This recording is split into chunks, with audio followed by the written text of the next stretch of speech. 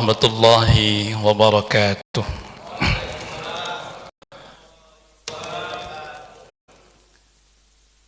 Alhamdulillah allazi nahmaduhu wa nasta'inuhu wa na'udzu billahi min shururi anfusina wa sayyiati a'malina. Man yahdihillahu fala mudilla lahu wa man yudlilhu fala hadiya lahu. أشهد أن لا إله إلا الله وحده لا شريك له وأشهد أن سيدنا محمدا عبده ورسوله ولا نبي بعده. اللهم صل وسلم على سيدنا ومولانا محمد وعلى آله وأصحابه ومن والاه. اللهم إنا نسألك خير هذا اليوم وبعده ونعوذ بك شر هذا اليوم وبعده. بسم الله الذي لا يضر مع اسمه شيء في الأرض ولا في السماء وهو السميع العليم. رضينا بالله ربا وبالإسلام دينا وبمحمد نبيا ورسولا. اللهم إنا نسألك علما نافعا وفهما سليما ورزقا واسعا مباركا حلالا طيبا وعملا متقبلا.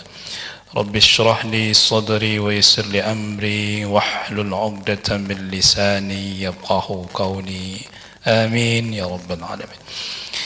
Amma ba'd, yang sama-sama kita muliakan para alim ulama, guru-guru kita, para masyayikh, para kiai, para sesepuh, orang tua kita, wabil khusus Pak Imam kita, Pak Bilal kita, yang kita hormati Pak Ketua DKM Masjid beserta Bapak Ibu pengurus lain, Majelis Ta'lim, perangkat warga, Ketua Yayasan, yang sangat sama kami banggakan, kami muliakan Bapak Ibu, jemaah yang dimuliakan Allah Subhanahu wa taala. Sehat Bapak Ibu? Alhamdulillah, mudah-mudahan kita di penghujung tahun 2022 ini semoga Allah tutup amal-amal kita dengan husnul khatimah, dan insyaallah kita bertemu dengan qadarullah dan taufik inayah Allah tahun 2023 insyaallah. Bapak Ibu yang dimuliakan Allah Subhanahu wa taala dan pemirsa dimanapun berada, kembali kita di kajian jazakallahu khairan. Kajian kita di kitab Mukassafatul Qulub. Insyaallah di kesempatan ini kita masuki tentang birrul walidain. Birrul walidain. Bab yang ke-24 tentang birrul walidain. Berbakti, berbuat baik kepada kedua orang tua. Imam Ghazali rahimahullah ta'ala memasukkan birrul walidain ini bagian dari pencerahan hati, penajaman jiwa. Mudah-mudahan dengan kita birrul walidain, insyaallah kita menjadi, hati kita menjadi baik, jiwa kita menjadi tenang insyaallah. قال المصنف رحمه الله تعالى الذي نفعنا به وبعلومه في دارين. أخرج الشيخان عن ابن مسعود رضي الله عنه قال سألت رسول الله صلى الله عليه وسلم أي العمل أحب إلى الله قال الصلاة لوقتها ثم قلت ثم أي قال بر الوالدين قلت ثم أي قال الجهاد في سبيل الله ومسلم وغيره. لا يجزي ولد والده إلا أن يجده مملوكا فيستريه فيعتقه. ومسلم أقبل الرجل إلى رسول الله صلى الله عليه وسلم فقال أبايعك على الهجرة والجهاد أبتغي الأجر من الله تعالى. قال فهل من والديك أحد حي؟ قال نعم bal kilahuma hayyun. Qala fatabtagil amra min Allah. Qala na'am. Qal farji' ila walidayka fa ahsin suhbatahuma. Bapak Ibu yang dimuliakan Allah Subhanahu wa taala, ada 3 atau 2 hadis ini yang disampaikan oleh Imam Ghazali. Yang pertama, hadis yang diriwayatkan oleh Imam Bukhari dan Muslim As-Saikhani dari Ibnu Mas'ud, Allah meridainya. Rasulullah, aku berkata kepada Rasulullah sallallahu alaihi wasallam, apa amalan yang paling dicintai oleh Allah? Kemudian Rasulullah menjawab, salat di tepat pada waktunya. Kemudian apalagi berbakti kepada kedua orang tua. Kemudian apalagi jihad di jalan Allah. Dan riwayat Muslim, tidaklah seorang anak mampu membalas ayahnya kecuali didapati ayahnya dalam keadaan menjadi mamlukan, yang dimiliki atau budak, kemudian ia membelinya dan kemudian ia memerdekakannya. Kemudian riwayat Muslim yang lain, diriwayatkan oleh Imam Muslim dalam hadis yang lain, seseorang menghadap kepada Rasulullah sallallahu alaihi wasallam kemudian berkata, aku membaiat engkau ya Rasulullah untuk hijrah dan jihad, mencari mengharapkan pahala dari Allah Subhanahu wa taala. Kemudian Rasulullah bertanya, apakah salah seorang dari ibu bapakmu masih ada yang hidup? Maka dia menjawab, masih ya Rasulullah. Kemudian Rasulullah berkata, kalau engkau ingin mengharapkan dari Allah pahala, kemudian ingin mendapatkan ridha Allah, kemudian pemuda ini menjawab iya, maka Rasulullah menyuruhnya, kembalilah engkau kepada kedua orang tuamu atau salah satu di antara mereka, maka perbaikilah persahadapatanmu dengannya. Bapak Ibu yang dimuliakan Allah, dalam 3 atau pada hadis yang kita bacakan barusan, ada beberapa yang kita bisa ambil pelajaran. Yang pertama terkait dengan birrul walidain. Birrul walidain ini kalau Al-Quran mengistilahkannya ihsan, ya, ihsan, wabil walidaini ihsana. Dalam surah Al-Isra ayat 23, wa qala rabbuka alla ta'budu illa iyyahu wabil walidaini ihsana.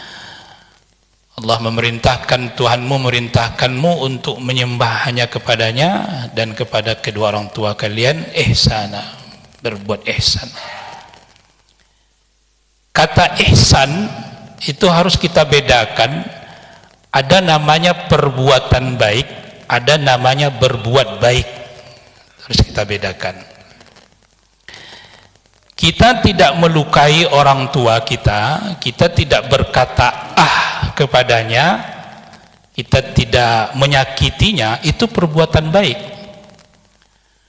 Tapi ada yang namanya berbuat baik, yang lebih tinggi derajatnya dari tidak melukai orang tua, yaitu seperti yang dikisahkan, Bapak Ibu jemaah yang dimuliakan Allah tahu tentang kisah 3 orang yang terkurung di dalam sebuah gua yang nggak bisa keluar, tak bisa bergeser batu yang menutup gua itu kecuali dengan bertawassul dengan amal soleh mereka. Maka satu di antara 3 orang ini yang bertawassul dengan amal solehnya itu apa? Dia punya orang tua yang sudah tidak bisa lagi beraktivitas,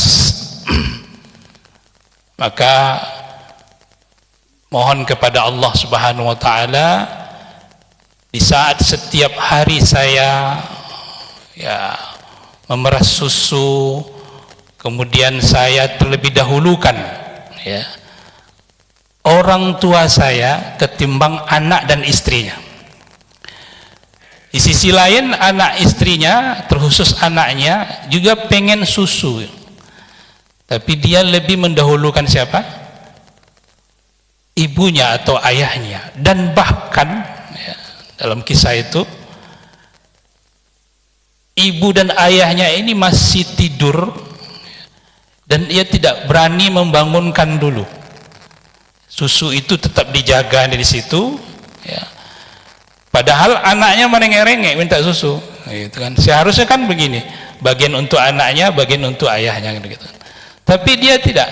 Sebelum ayah dan ibunya bangun, maka dia tidak akan kasih susu dulu kepada anaknya, kepada istrinya, dikasih kepada ibu ayahnya dulu. Itu namanya ihsan. Itu namanya apa? Ihsan. Itu yang lebih tinggi. Jadi di kisah itu, karena begitu ihsan dia kepada ibu bapaknya, maka terbukalah ya, atau bergeserlah batu yang menutup gua itu. Nah, jemaah yang dimuliakan Allah Subhanahu wa taala, jadi perkara atau hal yang terkait dengan ihsan itu bukan hanya kita tidak menyakiti hati orang tua kita, atau kita tidak berkata ya, bukan itu, tapi kita kirim dia uang ya, kalau masih hidup Bapak Ibu, kita kasih uang ya, maka itu ihsannya lebih tinggi. Ihsannya lebih tinggi kepada orang tua kita. Jadi kalau ada orang tua kita yang sudah tidak bisa beraktivitas lagi dan kita mengirimkan uang kepadanya atau memberikan biaya hidup untuknya ya, kita jangan lihat untung ruginya, jangan pakai sistem kapitalistik. Saya dapat apa gitu kan, saya ini bagaimana, sudah 7 tahun saya merawat orang tua ya, ayah saya ya. Itu namanya kapitalistik. Kita berpikiran apa? Kapitalis. Bahkan seharusnya 7 tahun saya merawat orang tua saya, alhamdulillah saya diberi kesempatan oleh Allah untuk merawat orang tua saya. Begitu harusnya. Tapi sebaliknya kita kan tidak ada timbang-timbang untung ruginya. Begitu Pak ya. Ini lumayan juga 7 tahun gitu kan. Lumayan juga 7 tahun dan merawatnya gitu. Maksudnya apa ini? 7 tahun lumayan juga merawatnya 7 tahun itu maksudnya apa? Ngeluh kah? Atau ingin apa? Curhat kah atau apa gitu kan? Seharusnya kita alhamdulillah ya Allah 7 tahun merawat orang tua, alhamdulillah. Kadang-kadang kita lebih suka 1 hari 3 hari merawat orang tua gitu. Nah ini tidak ihsan ini. Jadi ihsan itu kalau betul-betul kita perhatikan adalah apa yang kita berikan kepada orang tua kita. Itu ihsan. Jadi bukan hanya oh ya, anak ini, bapak ini, ibu ini, anak ini baik sama orang tuanya, apa? Dia nggak pernah kurang ajar ya. Tapi dia nggak ngasih, nggak bantu orang tuanya ya. Itu bukan ihsan, bukan tingkat tinggi ihsannya. Itu biasa-biasa saja. Makanya dulu kan ihsan di surah Al-Isra ayat 23 itu Allah firmankan, Allah katakan wabil walidaini ihsan. Dan di antara perilaku ihsan yang terkait tidak menyakiti orang tua, kan di ujung ayat itu disebutkan fala taqul lahuma uff. Jangan kamu berkata itu kan artinya menyakiti. Nah, tapi ada yang lebih tinggi di situ. Apa dia? Membantu melayani orang tua kalau masih hidup. Nah, jadi maka apa yang disampaikan Rasulullah Sallallahu Alaihi Wasallam terkait dengan apa birrul walidain ini ya, urutannya setelah ibadah kita kepada Allah Subhanahu Wa Taala benar bagus, as-salatu li waqtih, salat di waktunya, kemudian ya birrul walidain, berbakti kepada orang tua. wal jihad, setelah itu jihad. Jihad itu urusan ketiga ternyata. Nah, bahkan sampai di hadis yang ketiga yang tadi kita bacakan, bahwasanya ada seorang yang ingin berjihad bersama Rasulullah sallallahu alaihi wasallam. Jihad itu pahalanya besar atau tidak? Besar sekali. Meninggal kita, wafat dalam berjihad itu dapat status apa namanya? Syahid fisabilillah. Masuk surga, begitu kan? Bighairi hisab, tanpa hisab. Tapi ternyata ya, orang ini begitu semangat dan dilihatnya masih muda, masih kuat. Seharusnya prioritas ini untuk jihad karena masih muda ya, masih kuat. Tapi Rasulullah mengatakan, apakah salah satu di antara kedua orang tuamu masih hidup? Masih ya Rasulullah. Kalau masih ya udah, kamu kembali, itu jihadmu di situ kepada orang tua. Maka jihad itu urutannya yang ketiga ya, di antara amal yang paling Allah cintai. Bapak Ibu yang dimuliakan Allah Subhanahu wa taala. Ada yang menariknya di hadis yang kedua tadi, ya, hadis yang diriwayatkan oleh Imam Muslim, la yajzi waladun walidahu illa ayyajidahu mamlukan fayastarihi faya'taqahu.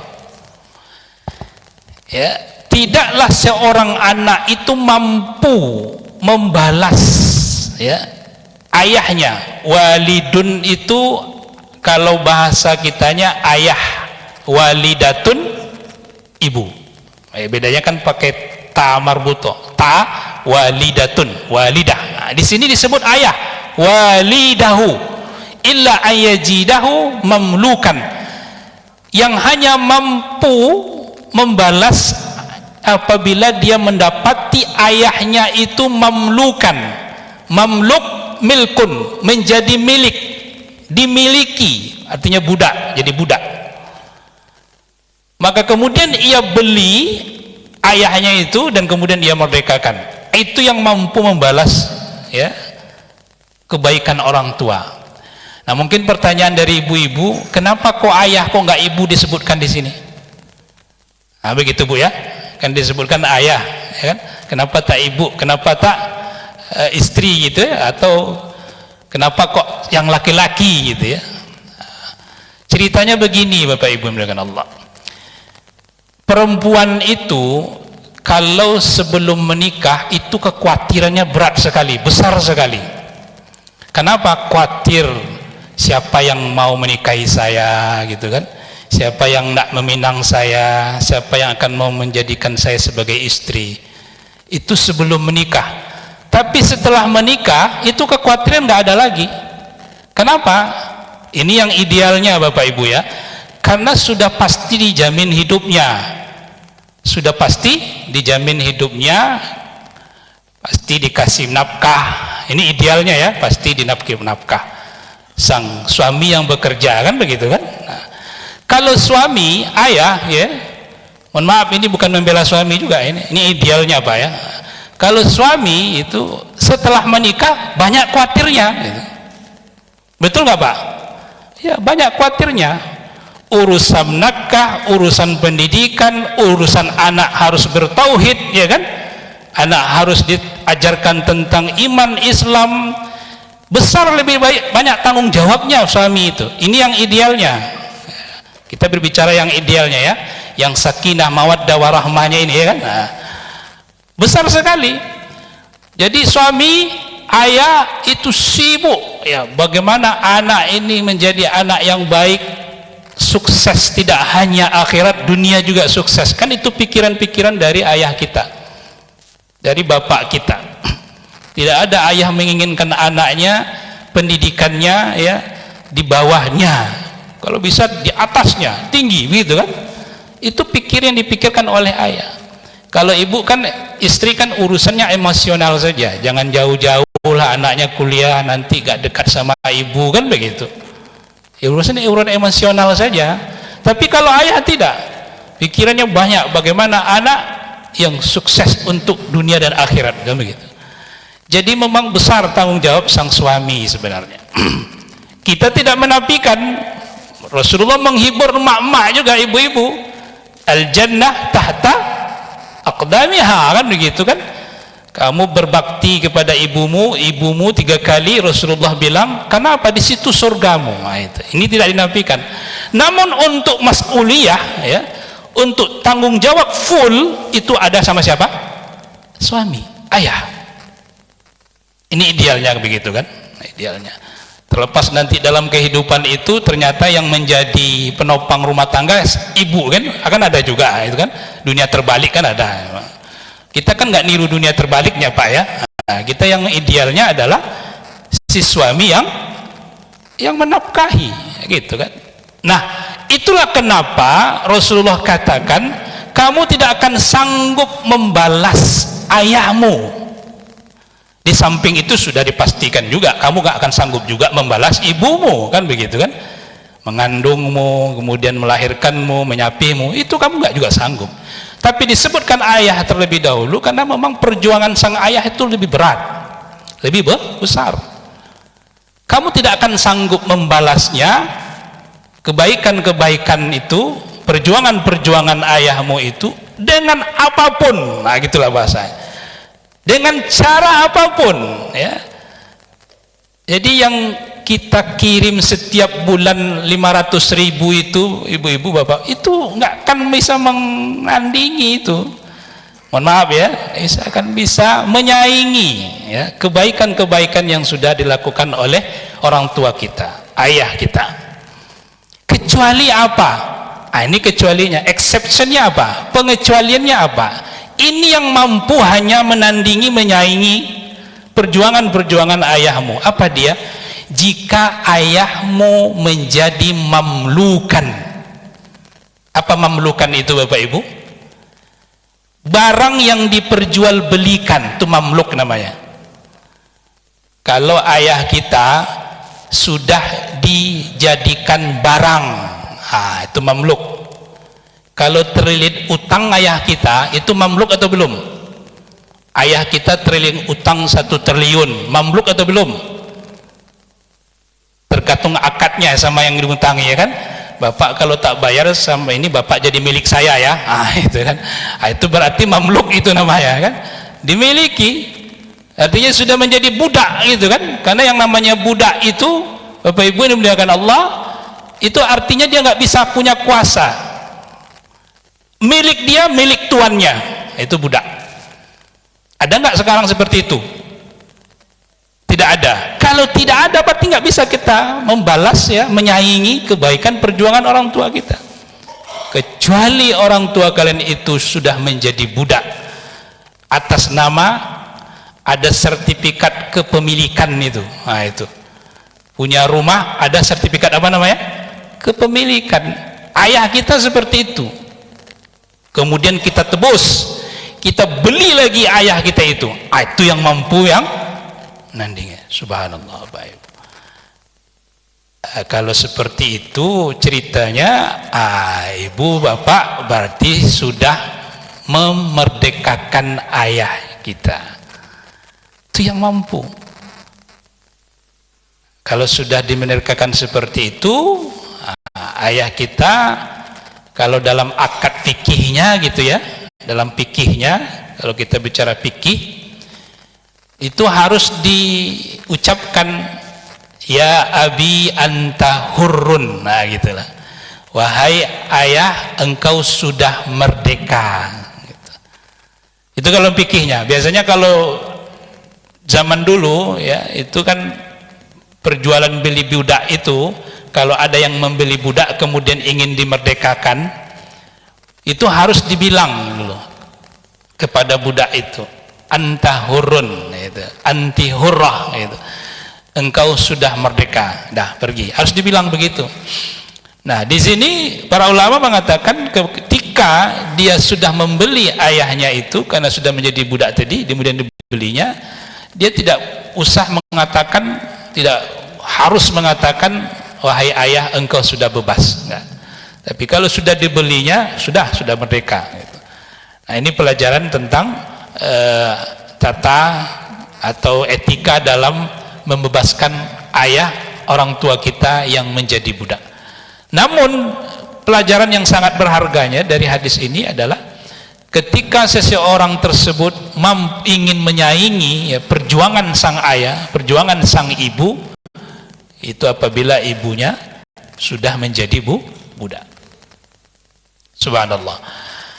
Jadi Bapak Ibu yang dimuliakan Allah Subhanahu wa taala, ihsan kita ini harus kita ihsankan lagi gitu ya. Jadi ihsan kita itu seperti apa sebenarnya? Jadi oleh karena itu ternyata ihsan kepada kedua orang tua kita itu bisa berlanjut Bapak Ibu setelah orang tua kita meninggal. Jadi mohon maaf ya, dalam kitab fikih yang ditulis oleh Said Abu Bakar Shatta Ad-Dimyati, I'anatut Talibin, itu ada hadis ya, diriwayatkan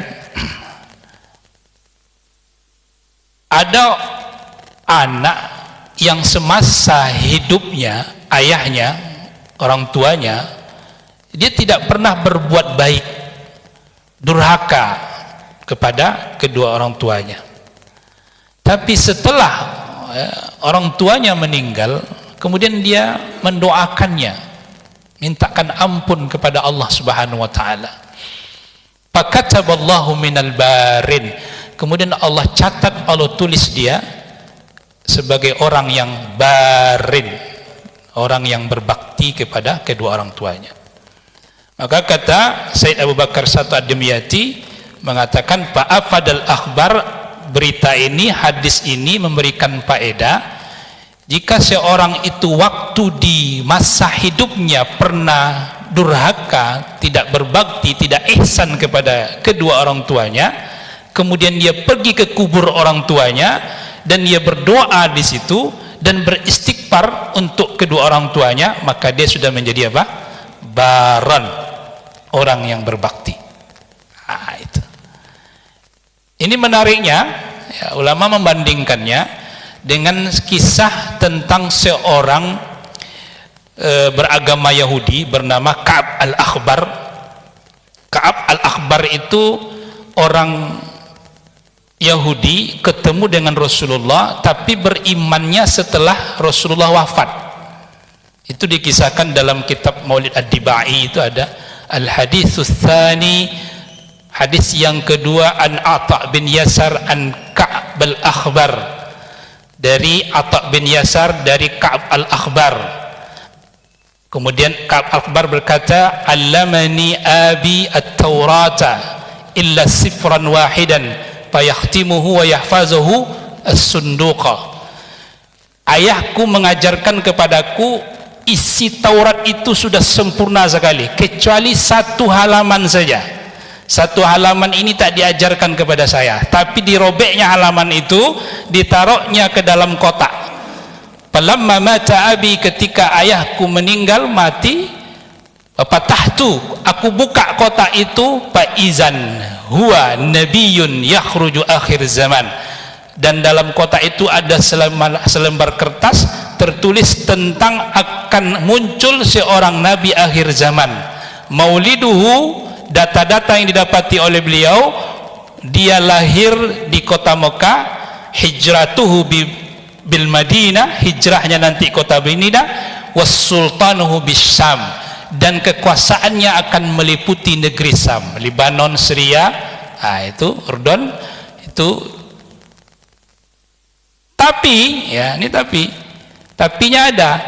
Ketika Ka'ab al-Akhbar ini bertemu dengan Rasulullah sallallahu alaihi wasallam dan dilihat ada tanda-tanda kenabian memang, dan sudah benar ini lahir di kota Mekah, hijrahnya kota Madinah.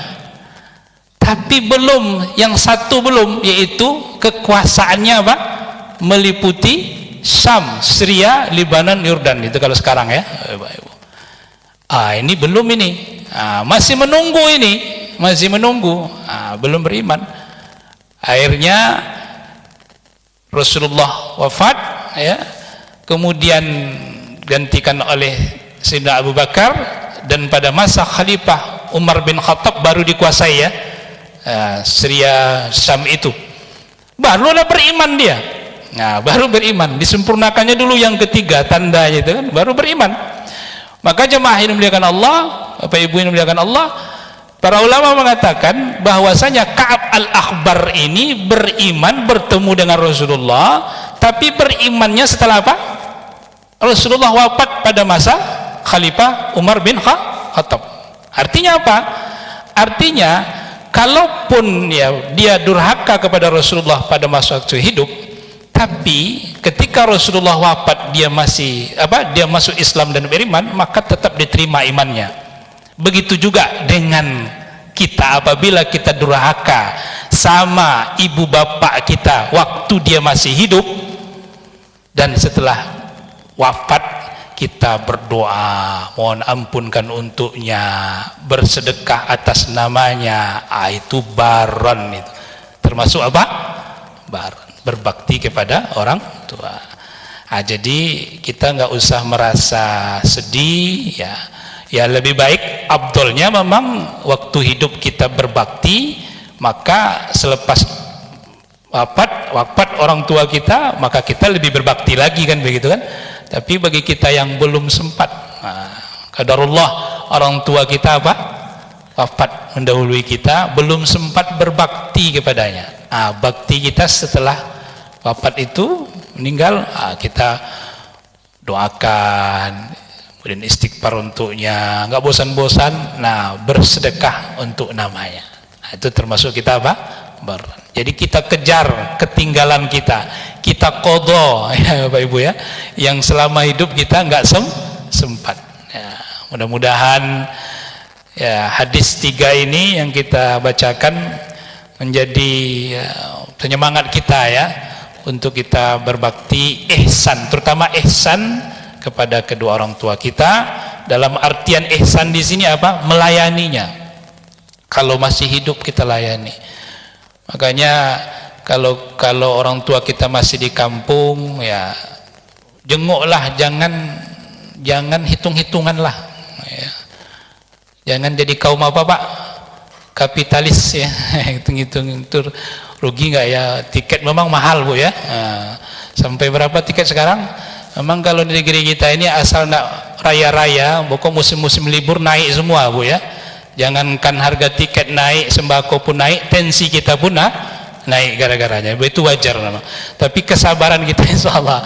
Kita pergi jenguk orang tua kita. Habis ngaji pagi subuh ini, saya dapat ini, gitu kan, dapat pelajaran berharga. Apapun ceritanya, ya kan, sehebat apapun kita, sebagus apapun jabatan yang kita miliki, itu tidak akan mampu menyaingi perjuangan orang tua kita. Niat kita itu saja, ya Allah. Buktinya apa? Jihad di medan perang saja masih kalah dengan bakti kita kepada orang tua kita. Jadi jangan hanya 22 Desember saja. Hari Bu? Hari Ibu. Banyak kata-kata mantap memang, kata-kata indah sudah muncul di dinding-dinding Pacebo itu kan. Inilah ini itu macam-macam muncul, tapi nggak ngirim juga sama orang tua. Kata orang tua, aku tak butuh kata-kata indahmu itu, katanya kan. Yang saya butuh transfermu, gitu kalau bisa.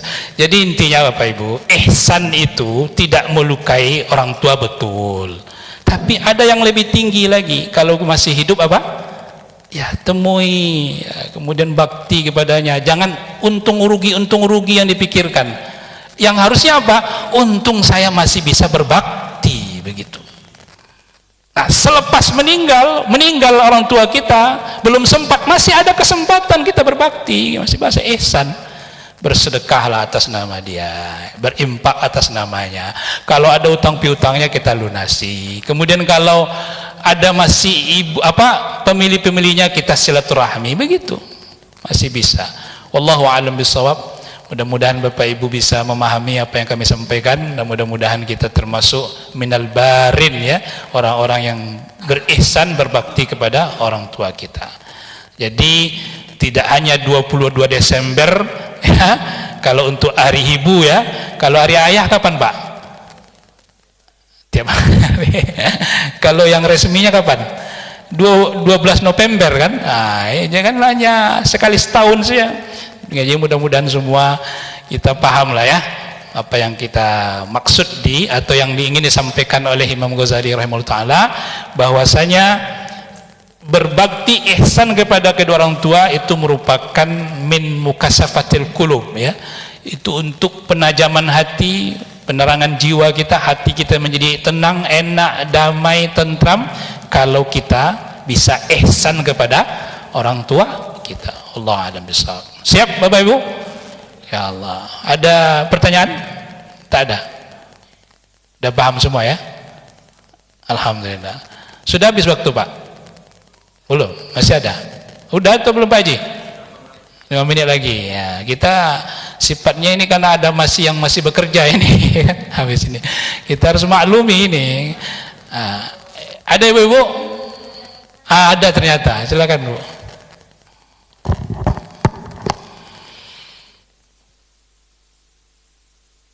Sile.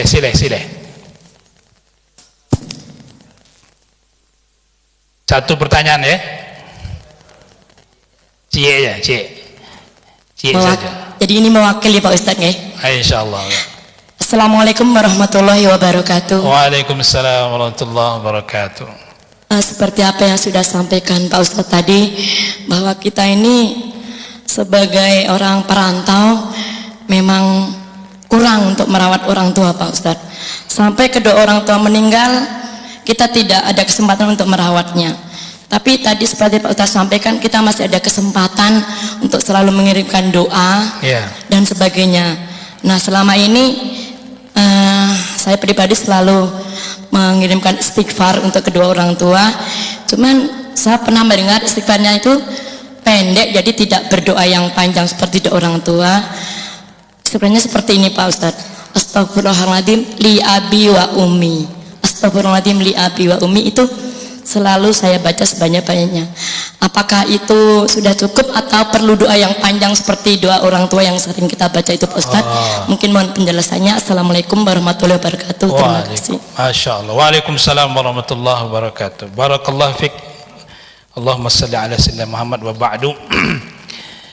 Jadi yang ibu tanyakan tentang istighfar kita kepada orang tua ya, setelah orang tua kita meninggalkan kita, wafat, apakah itu sudah cukup atau bagaimana? Apakah istighfar yang kita baca astaghfirullah li wa li abi wa ummi, aku mohon ampun untukku, untuk ibu dan ayahku, apakah itu sudah cukup atau bagaimana? Yang terpenting istighfar ini kan urusannya dengan Allah, bukan urusan dengan manusia. Manusia ini hanya ikhtiar. Jadi apapun istighfar yang kita bacakan untuk orang tua kita, urusannya ya Allah aja yang mengabulkan, Allah yang menerima atau tidak. Kita tak tahu. Yang nggak boleh itu kita meragukan ampunannya Allah, itu nggak boleh. Allah itu maha pengampun. Inni laghaffarun liman taba wa amana wa amila salihan, kan begitu. Aku ini sungguh maha pengampun, kata Allah, bagi orang yang bertaubat, bagi orang yang minta ampun kepadaku, beriman dan beramal soleh dan istiqamah, maka aku ampunkan. Nah, itu yang penting dulu. Jangan ada keraguan tentang ampunan Allah. Urusan Allah mengampun atau tidak, itu urusan Allah. Nah, itu dia ya. Nggak ada urusan kita. Jadi istighfar apapun untuk orang tua kita, insya Allah berlaku ampunan itu. Namun jangan paksakan Allah. Nah itu kan, karena Allah nggak boleh diintervensi. Jadi kita hanya ikhtiar dengan doa, ikhtiar kita dengan ucapan-ucapan yang membuat Allah itu menjadi apa? Ya runtuh, ya menjadi seolah apa namanya? Lunak kepada kita, lembut kepada kita dengan istighfar. Karena setiap orang beristighfar kepadaku, kalau dia dalam keadaan berlari, aku pun lebih lagi kencang lariku untuk memberikan ampunan, kan begitu kan? Jadi intinya, ibu yang dimuliakan Allah, apapun itu untuk orang tua kita, mau pendek istighfarnya, mau panjang, mau pakai sayyidul istighfar sekalipun, itu kan, mau macam-macam, silakan. Intinya kita meyakini bahwa Allah Maha Pengampun. Nah kemudian kalau bisa, itu tadi, tidak hanya kita mendoakan orang tua kita, ya, karena kita juga merupakan bagian dari amal solehnya, ya. Karena amal soleh bagi seorang tua itu ya anaknya, kemudian harta gitu kan, ilmu yang bermanfaat gitu kan, dan anak soleh juga termasuk itu sedekah jariahnya bagi siapa? Bagi ayah, bagi ibu kita. Jadi alhamdulillah kita terus soleh saja. Nah, kita terus soleh jadi orang baik, ya. Itu sudah mengantarkan jariah untuk siapa? Orang tua kita yang sudah wafat. Makanya kata Rasulullah, al-walad minkum, anak itu bagian dari amal soleh kalian. Jadi kita sebagai anak, ibu sebagai anak, teruslah berbuat baik, maka itu tetap akan mengalir kepada orang tua kita. Itu termasuk ihsan kita kepada orang tua kita. Wallahu a'lam bishawab. Semoga kita bisa memaklumi, dan mudah-mudahan kita semua menjadi anak-anak yang barrun walidain, ya. Yang kita ini semua kan anak-anak semua nih kan Pak Bu, ya, anak semua kan bagi orang tua kita kan. Nah, kemudian kita menjadi anak yang berbakti dan terus berbakti. Mudah-mudahan apa yang kami sampaikan ini menjadi mau'izah hasanah bagi kita semua, terutama bagi kami dalam kajian kitab kita. Semoga Bapak Ibu semua sehat selalu, berkah umur, berkah rezeki, dimudahkan dalam segala urusan. Dan kepada orang-orang tua kita, saudara kita yang mendahului kita, Allah ampuni dosa-dosa mereka, Allah terima amal mereka, wafatkan dalam keadaan husnul khatimah. Kemudian Allah jadikan kubur mereka menjadi kubur yang penuh dengan nikmat, menjadi taman surganya Allah Subhanahu wa taala. Ala haziniyah salihah. Al-Fatihah. A'udzubillahi minasyaitonir rajim. Bismillahirrahmanirrahim. Alhamdulillahirabbil alamin arrahmanir rahim maliki yaumiddin. إياك نعبد وإياك نستعين اهدنا الصراط المستقيم صراط الذين أنعمت عليهم غير المغضوب عليهم ولا الضالين آمين. Demikian bisa kami sampaikan, mohon maaf dalam penyampaian. Wa akhiru da'wana alhamdulillahirabbil alamin. Subhanakallahumma bihamdika asyhadu an la ilaha illa anta astaghfiruka wa atubu ilaik. Wassalamu alaikum warahmatullahi wabarakatuh. Sallallahu ala Muhammad sallallahu alaihi wasallam. Sallallahu ala Muhammad sallallahu alaihi wasallam. Ya Nabi salamu alaika, Ya Rasul salamu alaika, Ya Habib salamu alaika, salawatullahi alaika, Rasul sawa alaika. Yo sama-sama aja.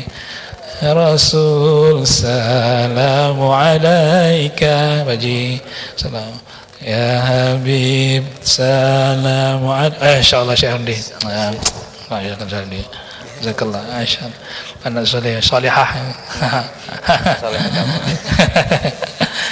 Ya Rasul salamu alaika. Masyaallah Syekh. Am menjadi insyaallah. Masyaallah. Insyaallah. Ya selalu fiat selalu. Insyaallah ini terima. Ulang. Biasanya untuk ke Malaysia kan? Malaysia.